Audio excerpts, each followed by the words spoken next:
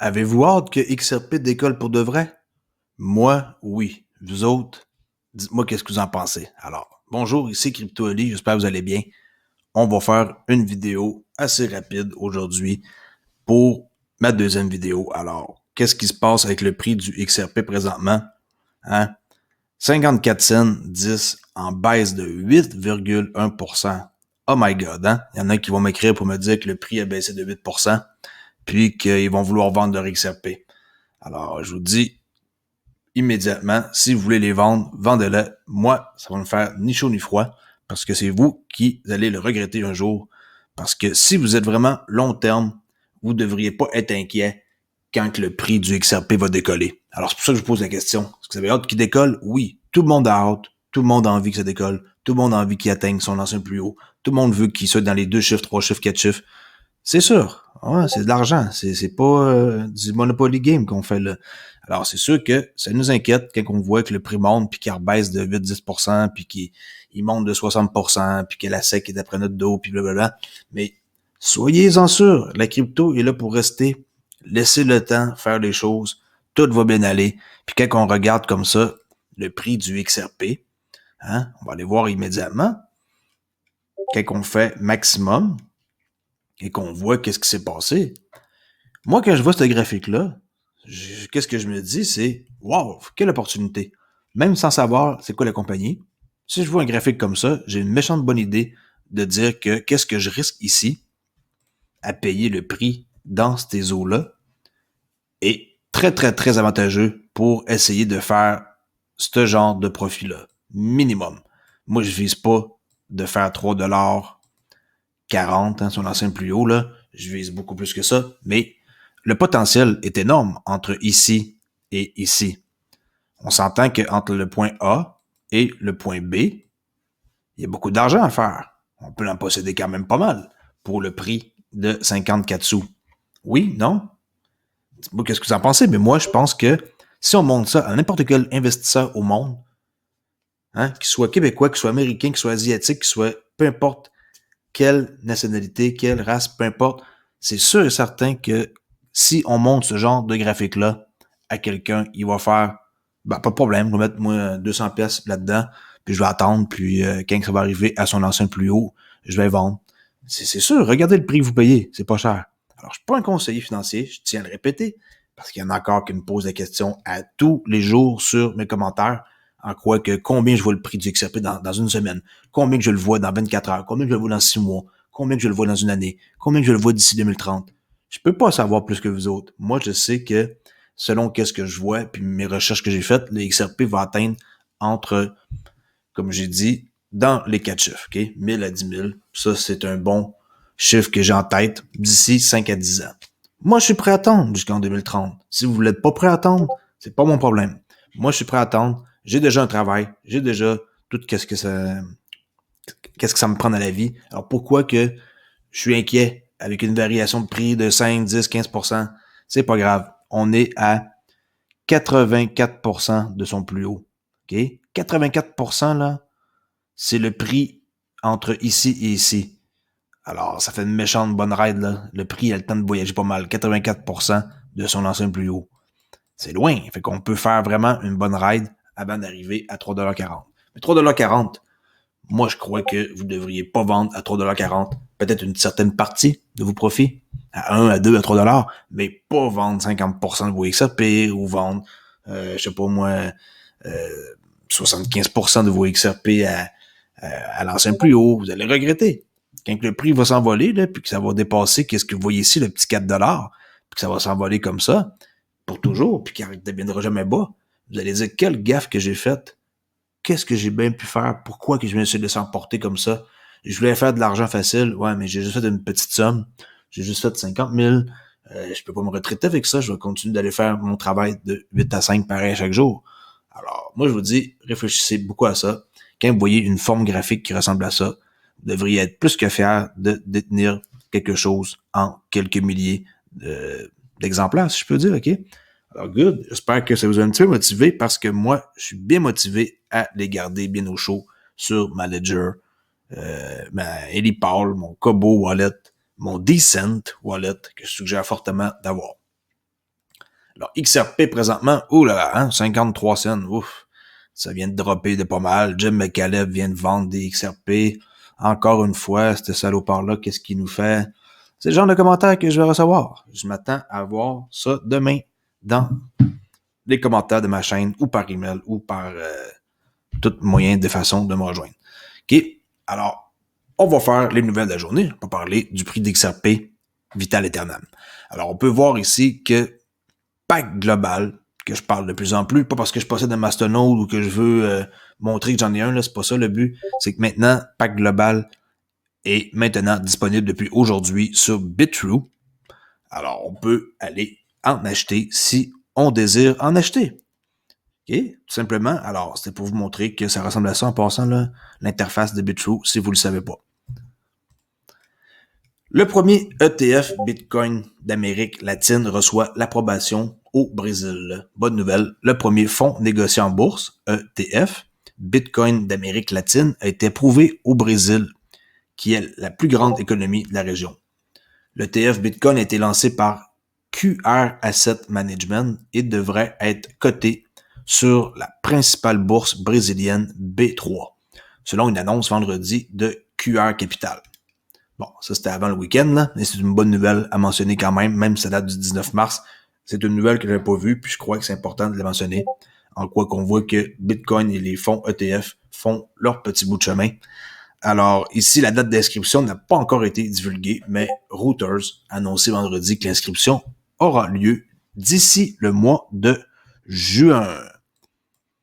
L'ETF abhorrant le symbole boursier QBTC11 est approuvé par CVM. Je connais pas c'est quoi, qui est la Security and Exchange Commission du Brésil. C'est peut-être ça le nom, là. Okay. Commission, quelque chose, là, je sais pas c'est quoi, mais c'est bon, Security Exchange Commission du Brésil. C'est ce qu'a déclaré QR Capital. QBTC11 est le 4e ETF à recevoir l'approbation dans l'hémisphère occidental après le lancement de 3 ETF Bitcoin canadiens. Enfin, je suis fier d'être canadien parce qu'on était l'endroit au monde où on a reçu le premier fonds ETF, le Purpose Bitcoin, Evolve et CI Galaxy. Par la suite, là, le Brésil suit.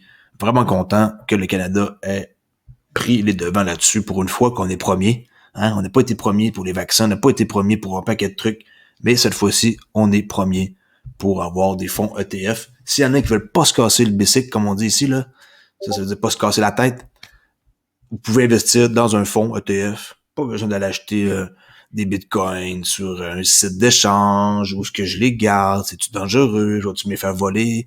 Vous mettez ça dans un fonds ETF. Merci, bonjour, bonsoir. Hein?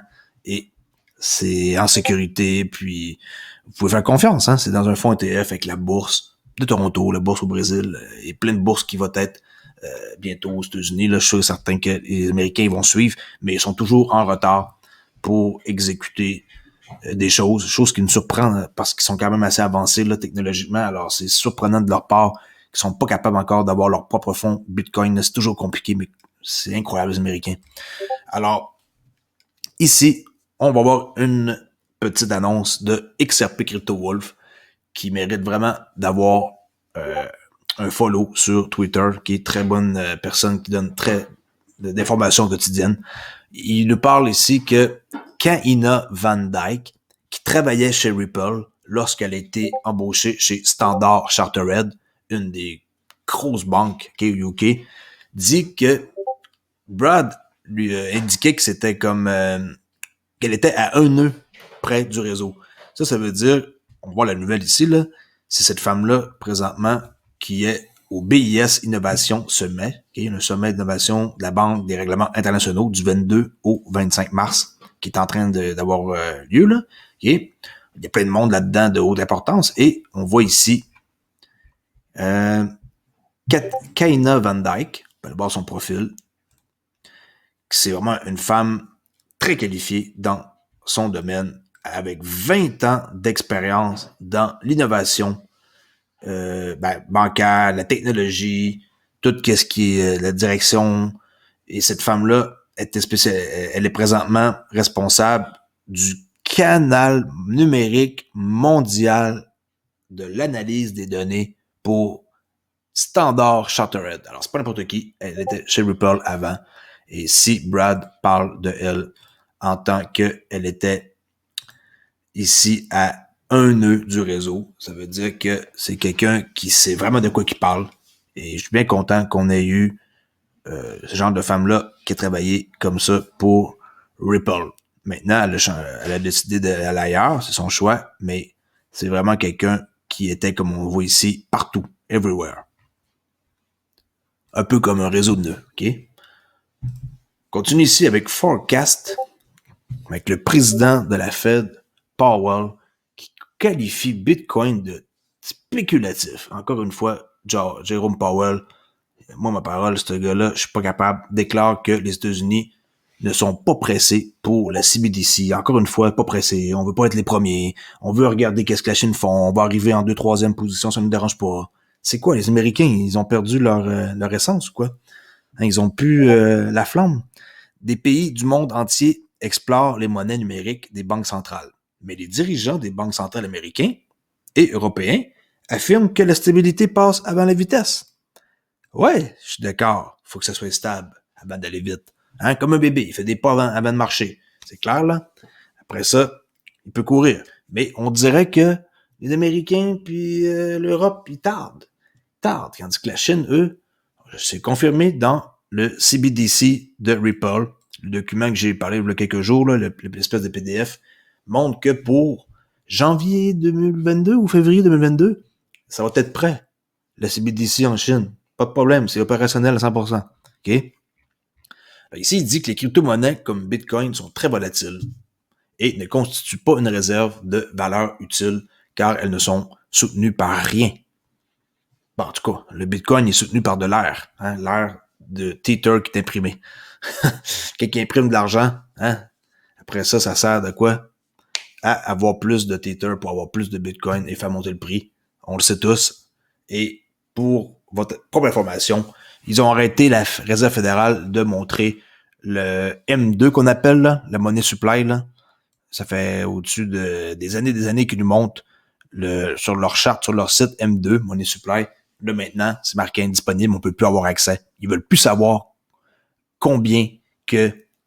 ils veulent plus que les gens savent combien qu'ils impriment. C'est comme si qu'ils nous cachent la vérité. Maintenant, ils impriment, et ils veulent plus nous le montrer avec qu'est-ce qu'on pouvait voir sur leur site avant, le M2 Supply. Allez voir c'est quoi M2 sur Wikipédia, vous allez être estomaqué de voir comment il y a plein de monde qui savent même pas c'est quoi. Même à l'école, j'ai même pas appris ça en économie, là. Ils parlent même pas de ce genre de choses-là dans les cours de base.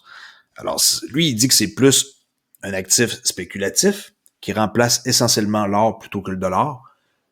Et lors de l'événement virtuel qui est présentement en marche pour ici, là, excusez-moi,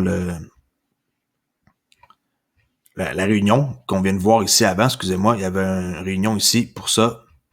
Et on le voit ici, il est un invité, Jérôme Powell. Je sais pas à quelle place qu'il est, je l'ai vu tantôt ici. Juste un instant, pour faire un refresh de la page, on va revenir. Parce qu'il est invité ici au sommet. Il a une tête dirigeante. Voilà, on le voit ici. Je cherchais, ils sont classés par ordre de nom de famille, là. OK? De A à Z, là. Alors, il est ici. Et il est toujours en train de parler qu'ils veulent être plus sûrs de qu'est-ce qu'ils font que d'être les premiers, là. Tant mieux pour eux autres, mais ils vont arriver trop tard à la course, à la fête plutôt. Alors, les stablecoins, des crypto-monnaies conçues pour minimiser la volatilité des prix, en se fixant une monnaie fiduciaire, peuvent avoir un rôle à jouer dans une économie nationale, avec une réglementation appropriée, a déclaré Powell. Mais ce rôle ne sera pas de former la base d'une nouvelle monnaie mondiale. Il n'y aura pas de nouvelle monnaie mondiale. Oubliez ça, là, s'il y a des gens qui pensent que, comme par exemple le XRP, pourrait devenir une monnaie mondiale ou... jamais de la vie, oubliez ça, là. Ça va jamais arriver. Ça va servir d'un pont pour les CBDC, comme par exemple. Mais pas de monnaie qui va remplacer le US, qui est partout dans le monde, qui est jamais de la vie. C'est un pont entre deux trucs. Exemple, ma fameuse exemple que je donne toujours, le euro, USD, oups. Et là, on a ici, entre les deux transactions, le XRP qui vient faire le pont à 0,00004. Je me trompe pas, 4 0 plus un 4 que ça coûte pour faire une transaction. C'est infiniment petit là, comparé à une transaction Swift ou d'autres technologies qui gaspillent de l'énergie, puis qui prennent du temps, puis qui est plus rapide. Ici, c'est rapide, ça gaspille pas d'énergie et ça coûte juste 0,0004. Et en plus, n'oubliez pas qu'avec Énergie Web et le XRPL Fondation, ils vont ils vont décarboniser plutôt la blockchain à grandeur de la planète d'ici 2030. Alors oui, on est en 2021. Oui, il reste 9 ans. Je crois qu'en 9 ans, ou un peu moins peut-être, eux ils ont dit 2030, ils allaient décarboniser la blockchain grâce au XRPL et Énergie Web et plein de technologies qui sont cachées derrière tout ça. En passant, Énergie Web, c'est un token qui existe et que j'ai pas acheté, que oui, je regrette parce que je crois que maintenant, c'est rendu à un prix qui est trop cher pour moi. Moi, je n'achète pas des tokens qui sont en haut de une pièce, là. Très, très, très rare. Alors ici, 15,66 $. Oubliez ça. Moi, je peux pas me permettre ça. J'essaie d'avoir des trucs en bas d'une pièce et qui coûtent, qui sont vraiment abordables. On peut voir, c'est ça ici, Énergie Web. OK.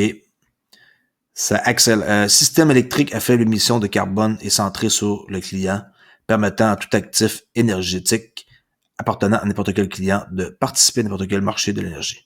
Eux sont associés avec Ripple et ils vont faire en sorte de décarboniser la blockchain. D'accord? Allez voir ça si vous connaissez pas. C'est qui Énergie Web. Je dis pas d'en acheter à 15$ d'ailleurs, là. C'est juste que je veux vous montrer c'était qui par rapport à ça. Je vais juste voir une seconde si ça fonctionne bien. CoinGecko, apparemment non. 18$ le plus haut, 54 cents le plus bas au mois d'avril. OK? Maintenant, mettons que c'est pas vraiment le meilleur des scénarios pour en acheter maintenant. Là. D'accord. Alors, c'est ça, M. Powell qui dit que le Bitcoin est spéculatif. Oui, je suis d'accord, mais vous devriez quand même vous presser un peu plus parce que les CBDC, même si vous voulez pas être les premiers à créer votre propre CBDC, la Chine va vous dépasser. Et en plus de ça, vous pouvez donner ça entre les mains de qui? D'une compagnie qui est très, très, très efficace dans ce qu'il fait, qui offre une solution clé en main, qui va vous aider à avoir votre CBDC, okay, CBDC, et qui va faire en sorte que tout se passe facilement, smooth, hein, qu'il y a un numéro de téléphone qu'on peut appeler s'il y a un problème. Eux, ils ont une solution clé en main et cela va vous permettre, les States, de pouvoir faire affaire avec une compagnie ici privée que vous connaissez très, très bien. Tellement que vous les connaissez, vous les traînez hein, en cours. Hein. Alors, juste pour vous dire que s'ils s'attaquent au plus gros, c'est parce qu'il y a une raison. Puis Ripple, c'est pas n'importe qui. Au nombre de clients qu'ils ont, au nombre de contacts qu'ils ont, au nombre d'années qui existent, tout qu'est-ce qu'ils ont créé, qu'est-ce qui engendre tout ça, qu'est-ce qui est caché derrière qu'on sait pas aussi, est beaucoup plus gros que qu'est-ce que vous pouvez penser. Et tout va rouler là-dessus. On peut faire rouler n'importe quoi sur le Ledger, y compris une ligne privée. Hein? Vous pouvez avoir, les banques centrales vont avoir leur propre ligne privée avec le même prix tout le monde, pas de prix moins cher parce que c'est une ligne privée. Ça va passer aussi sur le Ledger, mais une ligne privée. Et ils vont pouvoir utiliser la technologie du XRP, that's it, pour pouvoir rouler sur le registre. Mais à part, c'est juste deux lignes. C'est ça, c'est ici, c'est le monde normal, puis ici, eux autres, c'est une autre ligne, puis c'est tout. Ils font des transactions, puis c'est les mêmes prix, mais ils passent par une ligne privée. Ça, c'est la ligne, mettons, A, puis ici, on a la ligne B, puis eux autres, ben, ils utilisent la ligne privée. C'est tout. Il n'y a pas de mal à ça, là. Puis Ripple sont axés vers ça. C'est ça qu'ils veulent faire, offrir ça aux banques centrales. Alors, pourquoi pas?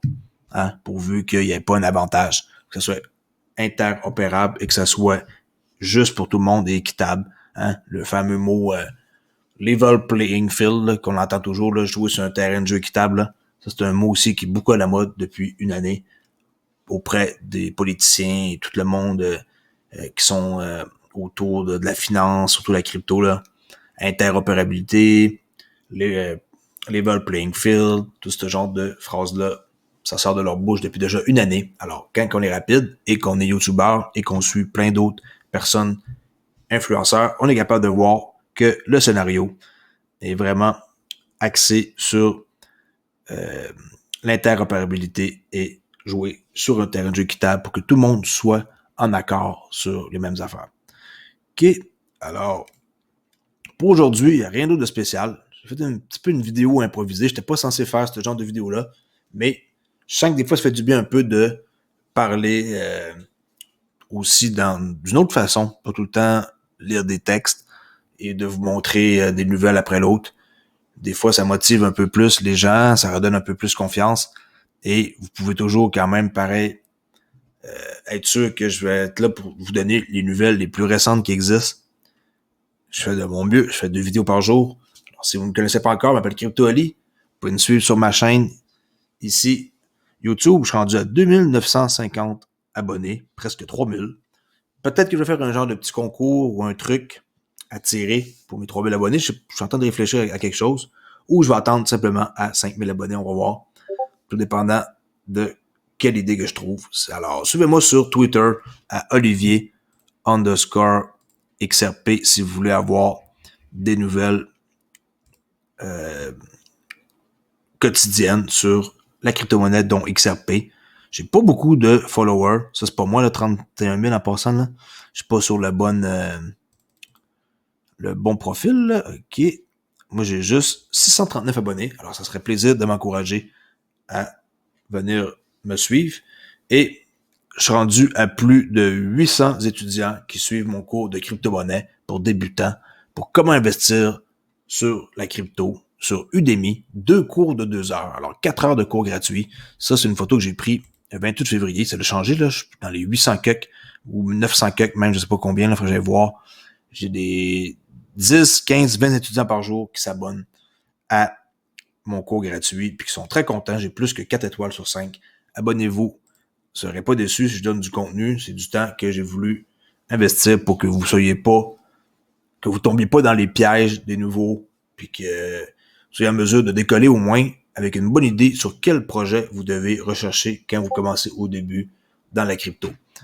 Alors, avant de quitter, merci beaucoup à MB, Denis Havel, Mr. Biggie, Nicolas Gauthier, Valentin Régnier, Michel Lauper, Hicham Redouane, Manuel Ferland, Rob XRP Reich, Beer Life, Imed et Sylvain Lévesque, qui vient tout juste de s'abonner hier soir, qui vient de ma région, je crois, au Québec. Alors, bienvenue à Sylvain. On se parle bientôt pour un pack global. Je sais qu'il est intéressé à avoir aussi son nœud pour générer un revenu passif que, je vous rappelle, est plus qu'intéressant. Il n'y a pas juste pack global qui font ça. Il y a aussi Gala Nodes que j'ai pas embarqué, que je regarde énormément. Je suis en train de regarder justement Gala Node, vous montrer exactement qu'est-ce que je regardais. OK, je suis sur leur site et ça prend maintenant 348 000 Gala pour opérer un nœud. Et honnêtement, c'est le même prix présentement qu'un pack global, comme 8500, 8000 $ à peu près pour avoir un nœud qu'on peut opérer. Mais avec Gala, la différence, c'est qu'il faut laisser son ordinateur 6 heures de temps allumé par jour. Je crois qu'on peut aussi utiliser un VPS, là. Mais quand même, c'est intéressant. Mais quand j'ai vu le prix, il y a un mois et demi, c'était à 3200. Maintenant, c'est trop cher. Puis soit que j'attende que le prix baisse, ce que je doute, ou que je passe mon tour et que j'attende peut-être pour le prochain nœud comme Ederage Graph, qui pourrait être très intéressant pour avoir un revenu passif à rien faire par mois qui rentre toujours. En passant à Galanode, si vous voulez un aperçu, ça donne, je me trompe pas, c'est 1000 galas par jour. Présentement, il est à 2 cents, alors c'est 20 $ par jour ou 600 pièces par mois qui rentrent comme ça à rien faire. Alors, c'est à vous de voir. Si vous êtes intéressé, allez voir sur Gala Games. Merci beaucoup et je vous dis à la prochaine vidéo qui va être pour très bientôt. Au revoir.